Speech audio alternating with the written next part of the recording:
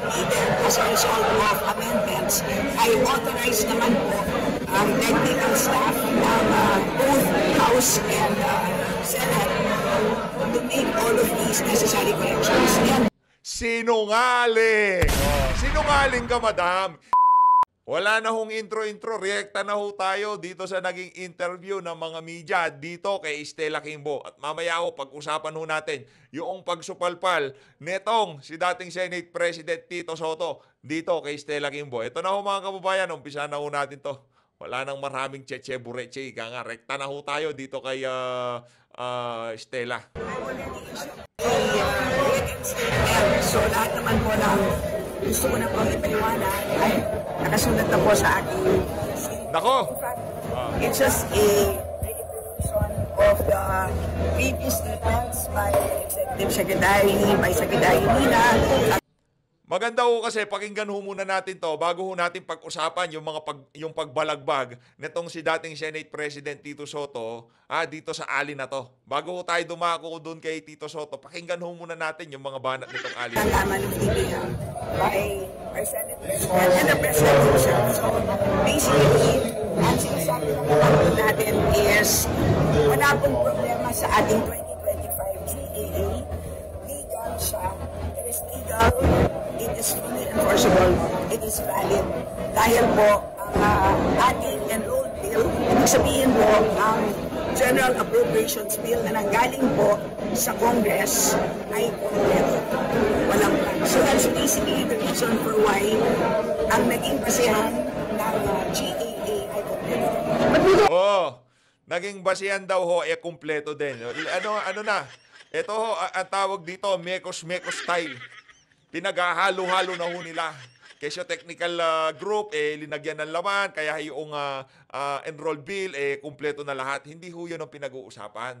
Ano ang pinag-usapan nyo sa BICAM kung bakit umabot kayo doon sa punto kahit kulang-kulang na yung report, pinapirmahan nyo dito sa mga senador at congressman at pagdating sa plenaryo, rinatipikahan nyo kahit kulang-kulang. Mantakin nyo, alas 6 ng gabi, doon nyo ibinigay yung soft copy sa mga congressman. Doon nyo sinend yung BICAM report. Hindi ho yung enrolled bill, yung BICAM report ang sinend. Kulang-kulang, pinaparatipikahan. Pinaratipikahan. Di ba? Kaya yung ibang mga congressman hindi bumoto. Huwag mo kaming lokohin. Stella Kimbo, huwag mo kaming bilugin. Yang ngiti mo na yan, talaga meron kang ibig sabihin, madam. Mamaya ka kay Madam Pamela. Yari ka dito kay Madam Pamela. Yung sinasabi ko sa inyo, madalang na lang bumanat yan si Madam ngayon, pero pagka bumanat yan, sabihin ko sa inyo, naku, yan talaga, maghahalong balat sa tinalo. Madam, kumusta na? Busy ka. Talagang, ano ka ngayon talagang palong-palo ka sa mga lakad mo. Busy si Madam, huwag niyong guluhin.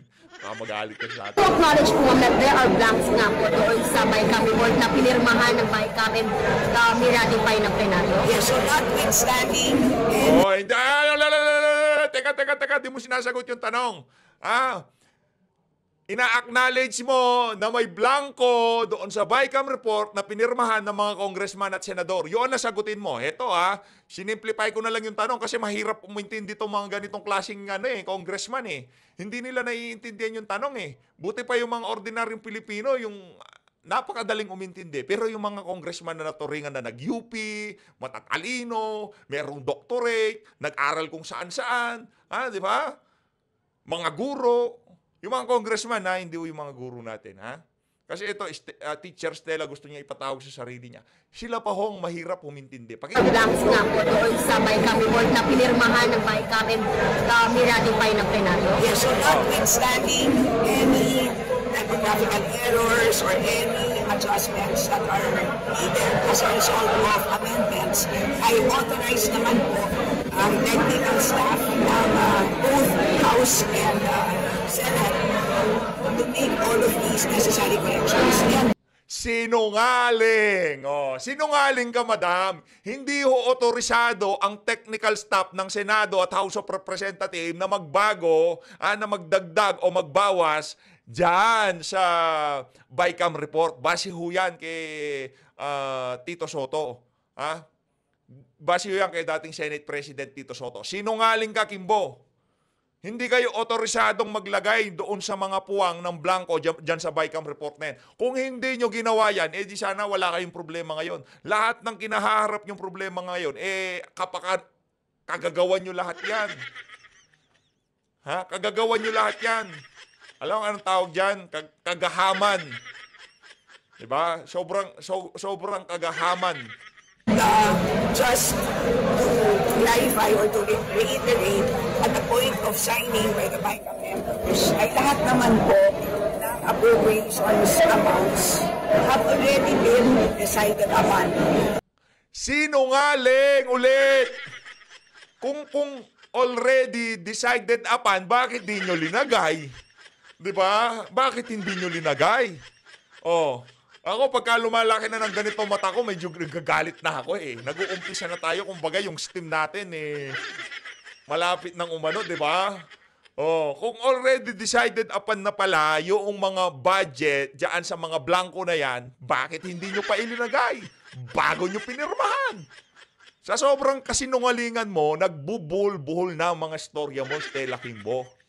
Literal, kasinungalingan. Mantakin nyo yun. Nandyan lahat ng miyembro ng BICAM. Wala na kayong magiging problema kasi bago nila pirmahan at bago i-scan yan at i-send ang soft copy sa mga miyembro ng House at Senate, kumpleto ang pirma, kumpleto ang laman. Kaso ang ginawa nyo, pinapirmahan nyo ng kulang-kulang, noong ipi-imprenta na, doon nyo linagyan ng laman. Kaya wag nyo sabihin sa amin, decided upon. Rinatipikahan nyo kulang-kulang, decided upon. Anak ng toko, look, mga kababayan, ha? Ito, kumbaga, ito, sinubaybayan ho natin to. Bawat hakbang ho nitong issue na to, nakaantabay ho tayo sa likod. Kumbaga, ano tayo, mga usisero tayo, ika nga, di ba? Nakatingin tayo, nakikinig tayo. Kaya wag mo kaming sasabihan na bago pa pirmahan yan, lahat ng figure napagdesisyonan na ng BICAM. Ano, tinatangan nyo? Ganyan na lang ho ba talaga dito sa bansa na to? Tangahan na lang? Pagka gusto nyong pagtripa na sambayan ng Pilipino, ganun-ganun na lang? Anak ng toko. Wag naman ganyan, madam. Ginagawa nyo naman hong mga tanga sambayan ng Pilipino. Wag nyo ho kaming bubulahin. Huwag nyo kayong bubulahin. Kasi pagka nagalit na sambayan ng Pilipino, naku, baka hindi nyo magustuhan ang mangyari sa inyo dyan. Baka hindi nyo magustuhan. Baka lumabas ang ating mga kababayan, pumunta dyan sa House of Representatives. Baka kung ano pumasok sa utak ng babae na to, kailangan nating linawin. Di ba? Baka hindi nyo magustuhan ang gawin ng ating mga kababayan, magwelga sila dyan sa harap ng batasan. Ayusin nyo ho. Ibig sabihin, lahat po ng naging corrections ng ating technical staff, lahat po yan ay ministerial na lamang. Ibig sabihin, sinungaling nitong babae na to. Grabe, sagad sa butong pagiging sinungaling. My goodness, ministerial. Bakit nyo pa pinahirapan yung technical staff na kayo rin na naman yon kung meron na palang napagdesisyonan yung mga budget na yan? Bakit hindi nyo pa ilinagay? Anak ng toko, madam naman, wag naman hong ganyan. Hindi naman hulat sa amin nakapag-aral, pero naaamoy ho namin, nakikita namin pagka niloloko na kami. Huwag nyo naman ho kaming ituring na parang mga walang alam na pagka kung ano lumabas dyan sa bunganga nyo na yan, tatanggapan na lang namin na ganun-ganun na lang. Huwag mong ganyan. Naku, hindi tayo, hindi tayo magtatagal, nga. Baka, diba? Huwag ganyan. Baka hindi umabot ng eleksyon yan. Bahala kayo. Sa mga armed forces, sa mga men in uniform, kapulisan, payag ho ba kayo na tinuturing kayong mga stupido nitong mga politiko na to? Pabor ho ba kayo doon? Calculator activity na lang po. So, wala na po silang discretion dahil lahat po ay decided na po by the BICAM members at the point of signing. Considered typographical error daw po yung pag-fill in the blanks ng mga amount? There are some na typographical error. Dahil yung iba doon ay makikita naman because the enrolled bill is available. Napakasinungaling mo, madam. Nagsusumigaw ng mga ebidensya, nalinoko nyo sambayan ng Pilipino, talagang gusto nyo pang lumusot dito sa isa na to. Kayo mga kababayan, kasi ako dito, di ko titigilan tong issue na to. Hindi ko titigilan to, di ko bibitawan to. Kahit wala nang manunood dito, talagang papasadaan natin to. tatalakayin natin yung mga maiinit na issue, pero again, babalik at babalik pa rin ho tayo dito sa issue na to. Naliloko nyo ang sambayan ng Pilipino dyan sa BICAM report na yan. Pinagkaisahan nyo, pinagtulong-tulungan nyo ang sambayan ng Pilipino dyan sa budget na yan, dyan sa 2025 budget na yan. Di ba? Ginulangan nyo kami. Yeah? Yung mga senador, mga congressman, nagsabwatan para lukuhin ang sambayanan. For the permission of the public, nasa archives na po. So computation lang kumbaga po, yung sinasabi yung numbers kaya wala doon. Kasi technical sa omnibus motion po, hindi allowed yung paglagay ng numbers kumbaga. Dahil lang po siya error, siya mistakes, di ba? And there is another omnibus provision doon sa BICAM na in case na magkaiba po ang version ng printed at saka ng BICAM report, ang mag-prevail po is the printed version. Kung nasa-license po po itong practice na ito, Suprema, masasabi ko. May salita na po dyan si Senate President. Sinabi naman niya na ang batas lang po ang nadadala sa Supreme Court. At malaya naman po ang Since when pa po itong practice na nag-ratify po tayo ng BICAM report na may mga blanco po sa budget? Since when? Which Congress pa po nagsabi? itong omnibus provision ay lagi pong nandyan. Ito po, Labasan mo kami, buwisit ka, omnibus ka ng omnibus. Pagka sinabing omnibus, akala mo talaga, totoo eh. Ang issue namin dito, rinatipikahan, pinirmahan yung BICAM report, kulang-kulang. Tapos hindi otorisado ang technical staff na maglagay ng figure dyan sa BICAM report na yan. Di base sa akin yan. Base yan kay Soto. Mamaya tatalakayin ho natin yan. Kaya wala na tayong intro-intro. Rekta na ho tayo kasi medyo mahaba-haba itong pagtalakay na to kay Sinungaling Stella. our technical staff for being given the authority to make necessary corrections. Oh my goodness. Lagi pong nandyan yan. Taon-taon. Yun daw ho kanilang technical staff, binigyan ng authority na magbago ng figure dyan sa BICAM report na yan. Nako, yari ho itong si Stella Kimbo dito sa ating pambansang dalaga, no? Talagang matagal-tagal na ho nating hindi nako-content ang ating mga iniidolo dyan sa third floor studio, no? Kagaya ho ng ating ipinangako, hindi ho natin tatantanan yung issue na yan ng kulang-kulang na BICAM report. Dito ho ako bumilib, mga kababayan. Pambihira ho talaga tong abante. Pagka yan gumawa ng headline, pagka nabasa nyo, kulang na lang, mahulog kayo sa inyong kinauupuan. Tito Soto, inupakan si Kimbo kaugnay ng BICAM report ng 2025 national budget. Palakpakan ho natin, inupakan pala. Mamaya ho, pag-usapan natin lahat yan, mga kababayan. Pero bago ho yan, siyempre, para hindi ho tayo matambakan, uupakan na ho natin. Uupakan na ho natin yung ating mga kasama dito sa PH Update na grabe kong makasuporta. Siyempre, sa mga natin dito, lagi ho talagang present. Yang si Sir Joel, yan si Sir Joel Arellano. Sir, maraming salamat to. Ingat po kayo diyan sa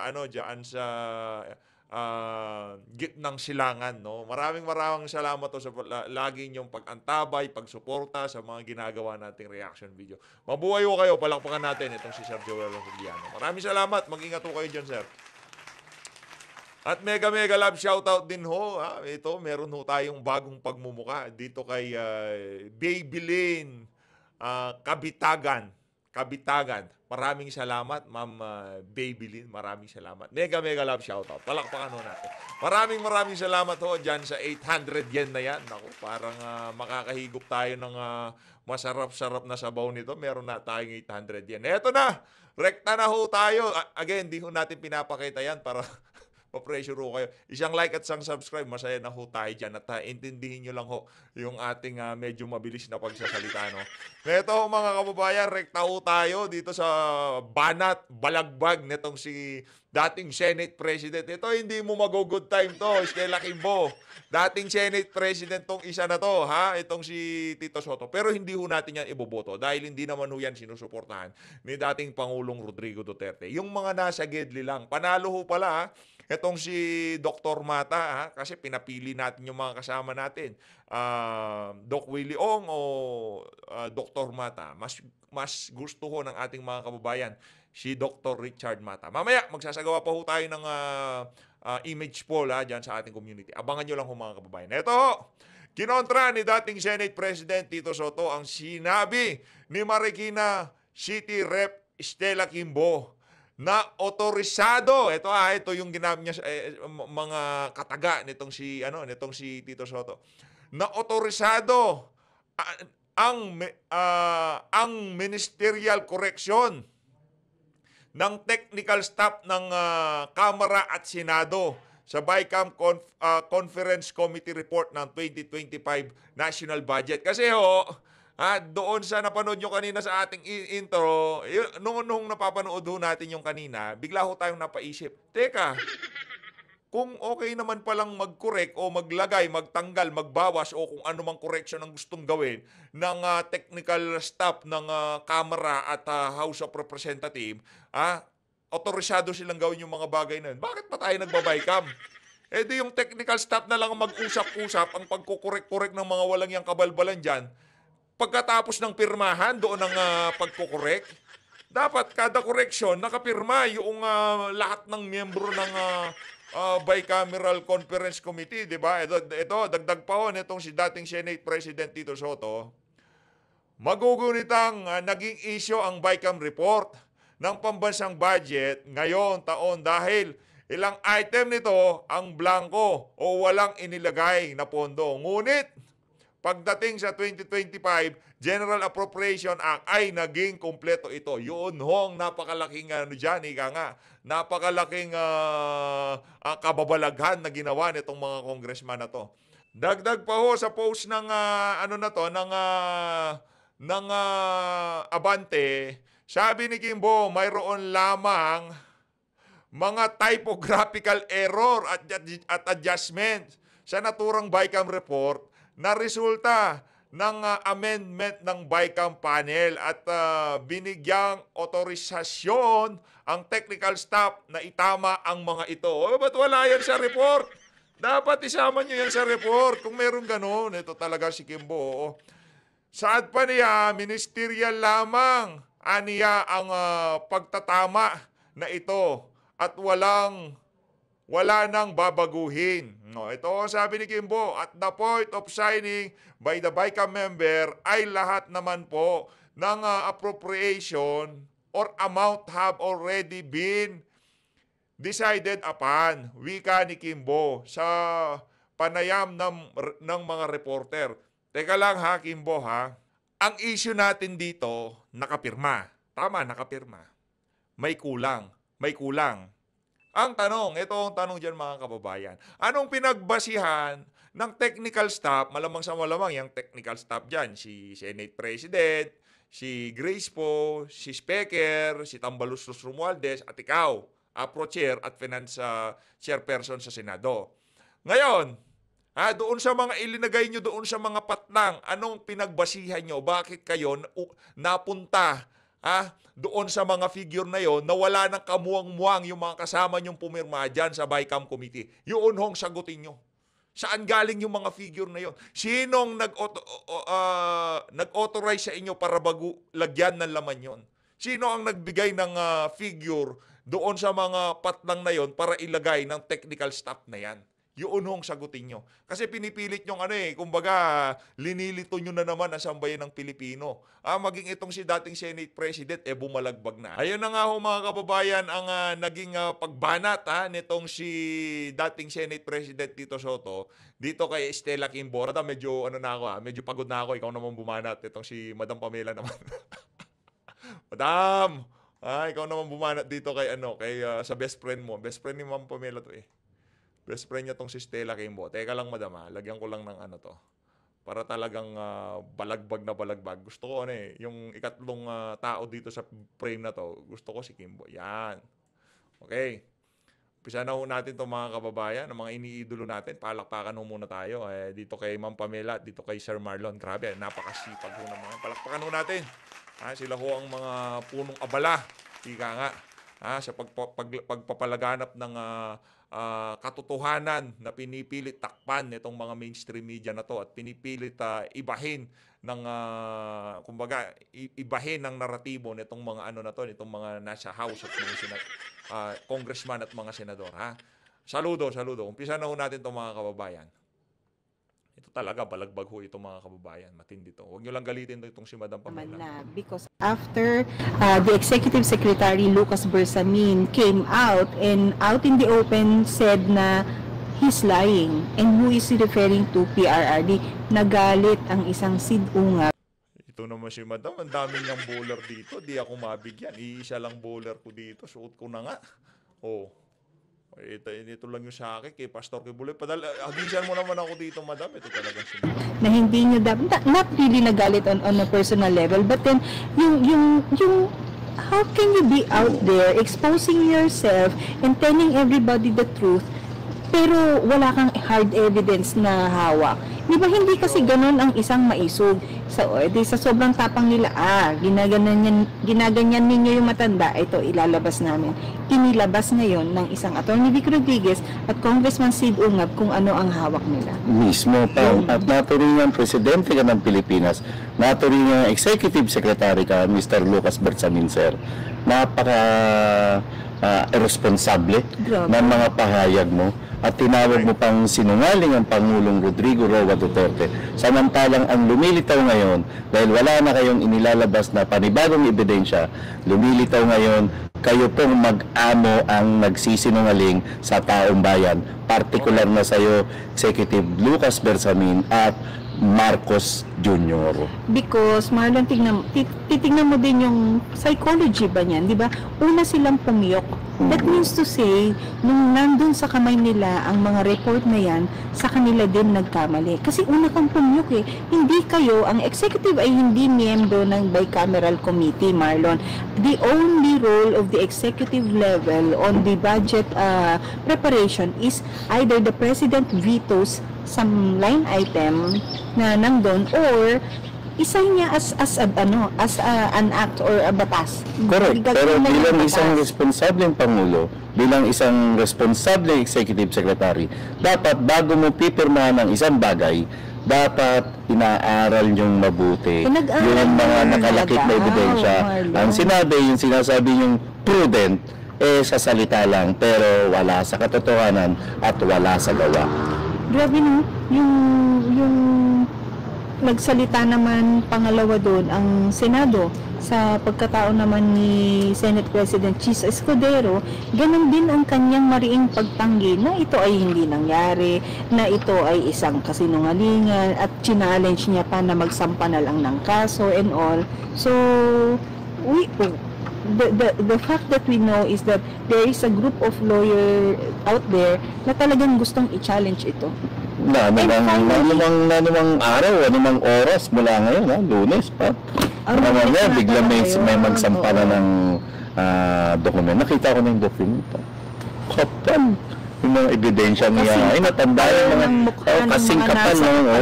Yung mga nag-iiba ng naratibo. Naku, that's not our story to tell. At least tayo mag-aabang lang din, no, kung ano talaga ang mga magaganap. But, we are grateful for this group of lawyers na finally, some of them are speaking up. Because hinanap natin sila nung mga panahon na matindi ang challenges na meron ang Office of the Vice President. Nung kinulong si Attorney Zulaika. Oo, di ba? Nasaan kasi ang hustisya doon na parang nasaan ang due process. At hinahanap natin ang IBP, Integrated Bar of the Philippines, kung ano ang kanilang mga reaction sa mga ganung kung anong kanila, official na payag, di ba? At legal na paraan dapat nagsasalita sila. At legal na pananaw. So, and binanggit mo ng IBP. Ano ba mas kapuri-puri yung Quezon City Trial Lawyers Association dahil sila pa ang naglabas ng maisog na pahayag at matalinong pahayag patungkol naman doon sa kaso na kinasangkutan ni Attorney Zulaika kung saan na inabuso ang kanyang karapatan. Oo, pero what finally stress a hard point here is that yung budget na ginahasa, yung budget na hindi nirespeto, yung budget na sinalaula, yan na yung hindi ako nabulol, Pamela. Wow, congratulations to you. Yan na yung P? Anong F? Sabi mo, yan na yung pinaka. Pinaka? Sorry, naputol ko. So ako na lang ngayon ang nabulol na dahil perfect ka, dapat meron mali. Hindi.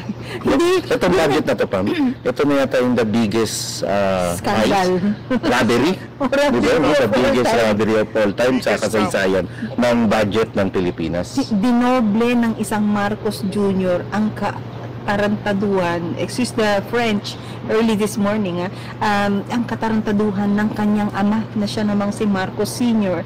Dahil talagang ito, sinundan niya lang ang yapak ng kanyang magulang. No? Placido, shout out please, magtigil ka dyan ng aga-aga, nagsisiyo ka. Andyan ba? Andyan si Nakita. Placido Philosopher. Merong kang Yaang si Sir Placido, isa din yan sa mga balagbag, ika nga. Pagkahuyan, bumira talaga namang. Sir Placido, banatan mo nga itong si Kimbo. Yung pandiinan naman. Feeling ko nakulangan siya dun sa mga banat nitong si Ma'am Pamela, banat ko, banat nitong si Soto. Ikaw na bumanat, Sir fan dito sa tabi namin. Gusto mong ilabas si mukha mo, sir? Pam, kahapon nandun tayo sa Bukidnon. Nakakatuwa yung ginuo nilang interfaith rally, no? Yeah. Na ito yung tinawag nilang barog may sug. Barog may... What's barog? Rekta ho tayo dito. Parang medyo naninibago ako dito kay Madam Pamela. Ba't parang medyo bumaituwa tatong si Madam ngayon? Di naman kasi dati nagduduro-duro pa to ng gano'n. Hinahanap-hanap ko eh. Di kaya na matanda to. Kaya okay na yan, Madam. Okay naman yan. Approve naman yung medyo bumait ka ng konti, no? Okay naman yan. Marami lang nakapansin, no? Basahin mo sa baba, ba't parang bait ni Madam Pamela ngayon, di ba? Bait na niya ngayon. Officials and S. Yan, mabait naman ho talaga yan kahit sa personal. Mabait ho yang si Madam Pamela. Kaso marami lang naghahanap doon sa old form niya eh. Yung talagang pagkabumalagbag siya, talagang tipong parang mabibigyan ka kung katabi ka. Mga sangguniang kabataan, sila rin yung nagpre-prepare ng kanilang taunang budget para sa kanilang barangay at may intindihan nila ang prosesong ito at napakapangit po ng pinapakitang ehemplo ng gobyerno ni Marcos kapag patuloy nilang pinagtatakpan ang kamalian sa proseso para pirmahan ang BICAM sa kabila ng katotohanan na blanco yung BICAM report para pirmahan yung GAA. Patuloy na Gigigil ako pinagtatakpan. dito sa Bakit isang yun yan? moment, Marlon. Yan. Yung gusto ko yung nagigigil, Madam. Panggigilan mo Ni yan. Rene Danlag. Padayon sa pagtataray, Madam Pamela, hindi bagay ang bait-baitan. Hindi ko alam yan ha, Madam ha. Totoo, ito ha. Honest to goodness, ika nga. Hindi ko pa napanood to. Hindi ko pa napanood tong video na to. Sa totoo lang. Basta tipong, sige, pasyal tayo sa third floor ngayon. Anuin natin to. Bisita tayo dito sa ano na to. Grabe no, talagang hindi lang pala ako nakakapansin. Pati yung mga live viewer ng third floor, napapansin nila na merong something dito kay Madam Pamela. Anong nangyari sa inyo, Madam? Namatanda kayo? Magtabi tayo. Madam, yung old form mo, balik mo yun. Yung tipong mangangain, yung tipong pagka merong kung katabi mo man yung pinapaksa nyo, kulang lang, mababatukan mo. Yung mga ganun ba na? Gigigil. Correct! Hindi ako ginaganyan. Hindi mo nakakaganda. Hindi na ang ganda ng imahe. Lagi na lang si Marlon ng pogi. Pwede rin naman maganda ako. Pambalikan ko lang yung sa SK. Ang pangit nilang ehemplo dahil ang tinuturo Ang po SK? nila. Oo, Pam. Sinabi ko na kanina, ang bawat SK, barangay officials, sila rin ang nagpe-prepare ng sarili-sarilang budget. At sinusumitin nila to sa kanilang local government.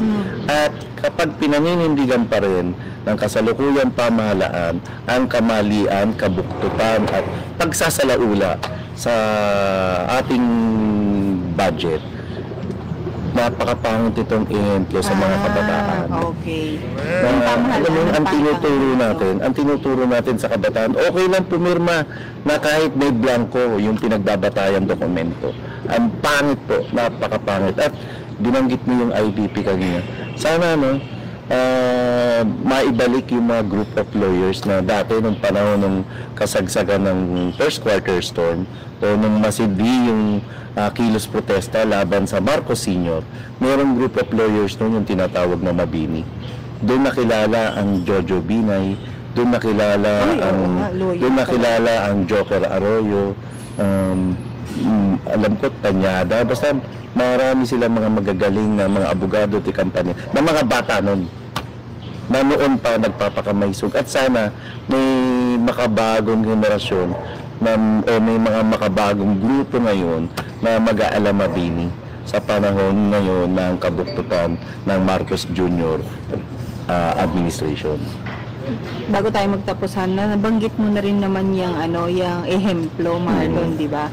Ang refleksyon ng kung ano ang gawi ninyo or gawa or nakagawian sa loob ng inyong tahanan, magre-reflect ito kung how you deal with people outside, no?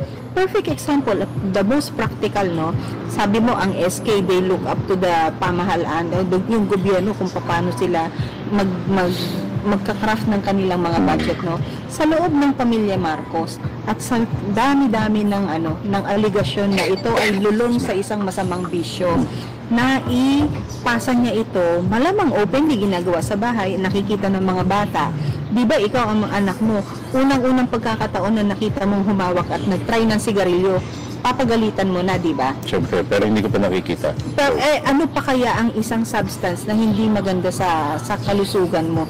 Kasi it is alleged na it's all of them doing things. Kapag nakita sa magulang, hinayaan mo ang anak mo na gawin din yun, pero hindi mo binatikos, hindi mo binawalan, and you all do it as a family, then that is the reflection of your governance now that you are president of this country. Ikaw nga, ang mali, nagmumukhang tama Sa mata ng ng bata bata. kapag ginagawa ng matatanda. And yung mga barangay officials natin, mayroon po tayong 48,000 plus na barangay sa buong Pilipinas. At isipin mo ilang members to. 1,000, ha? 100,000 to mga member ng barangay na to, na pinagtatawanan sila. At alam mo yun, alam nila na mali talaga yung ginawa ng Palasyo ng Malacanang na pumirma, ayunan yung isang dokumentong pinagbatayan na kahit blanco. Pang masaklap, ulit-ulitin namin, ang pangit po nitong tingnan para naman po sa mga SK officials natin na hinihubog natin gumawa ng isang tama at maayos na serbisyo publiko sa kanilang barangay, tapos ang kanilang national government, eto't harapan ang ginagawa nilang pagbababoy sa budget ng ating gobyerno. So, ayun na nga. May mga kausap akong staff sa Senate saka sa Congress, natatakot yung iba. Kasi ang pakiramdam nila, mukhang sila ang ilalaglag. Dahil talagang pinaninindigan ng mga mambabatas ngayon, ng mga members ng BICAM, at yung Kongreso at Senado na rin, na walang iwanan sa kanilang sitwasyon ngayon.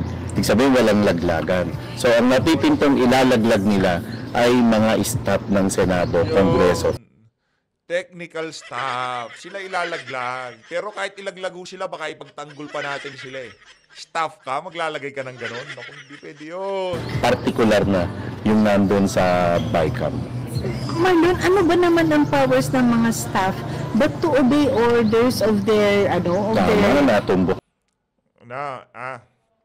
Itong si Madam Pamela, kung old form niya lang itong bibira dito sa punto na to, naku, yari, yang si Kimbo, yang si Grace po, pero tignan nyo naman atake niya, ha? Pakinggan nyo. of their upper line. Hindi naman nila gagawin yun kung walang utos na kanilang mga boss. And it is likely that they did not contribute to the scandal because all they do, nakasaad naman yun din sa Omnibus Code ba ang tawag doon, na they can only parang correct an error in printing. Even nga yung mga grammar na prepositional, lang ang issue, baka yun lang ang kaya nilang gawin. Pero yung kamo mag-fill in the blanks o mag-leave ng mga blanks there, I don't think it's them.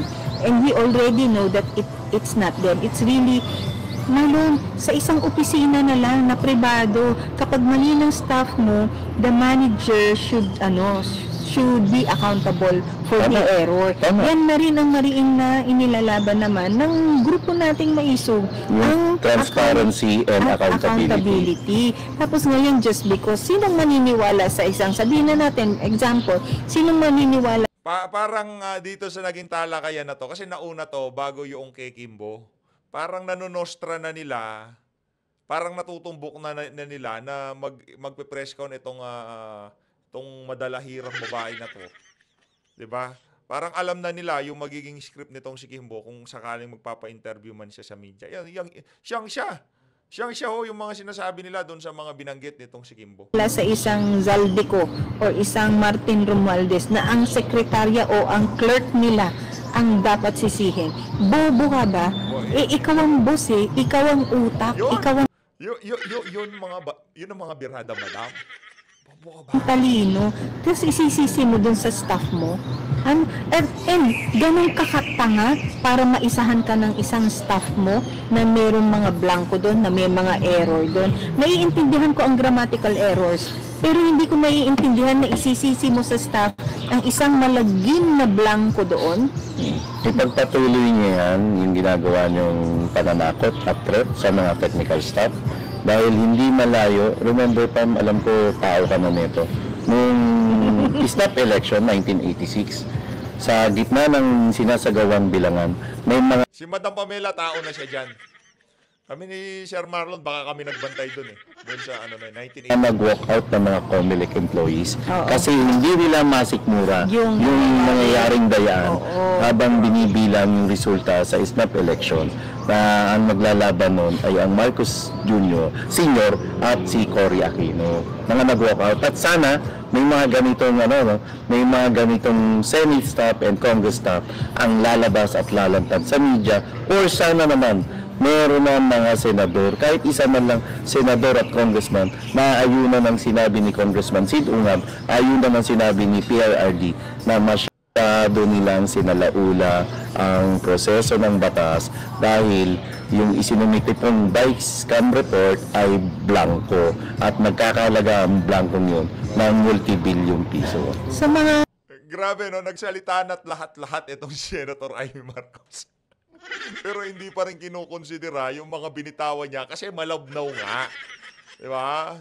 Sana merong magsalita. Nagsalita na si Amy pero hindi pa rin natin kinukonsidera. Kasi ano ba sinabi niya doon? Kesyo, nag-privilege speech na ako. Nandun sa privilege speech ko yan. Di ba? Sinabi ko na may kulang-kulang. Pero again, itong si Senator Amy, imbis na atakihin niya yung issue na talagang may blanco. Tama yang si Congressman Ungab. Di ako pumirma. Oo, nasabi ko na to. May blanco. Pero may problema yan. Maraming dapat ipaliwanag yang bicameral conference committee dyan. Diba?